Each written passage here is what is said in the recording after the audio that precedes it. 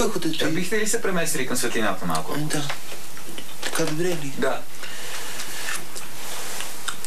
Пъхотът ви... Стоп, момент. Работим. Благодаря ви. Пъхотът ви книговестите е нещо особено. Това е едно огромно чудо на природата. То е навсякъде около нас. Непрекъснато има репортажи по телевизията за него, има радиопредавания с интервюта от първото и така нататък по книгите, навсякъде. Това е, с две думи, това е най-така обобщено казано от мен и от всички учени. Какво става тук? Разберете ме! Аз самият не мога да разбера какво става. Нищо не разбирам. Аз съм един объркан човек, когато става дума за пърхот. А пък това ми е на мене, специалността ми е.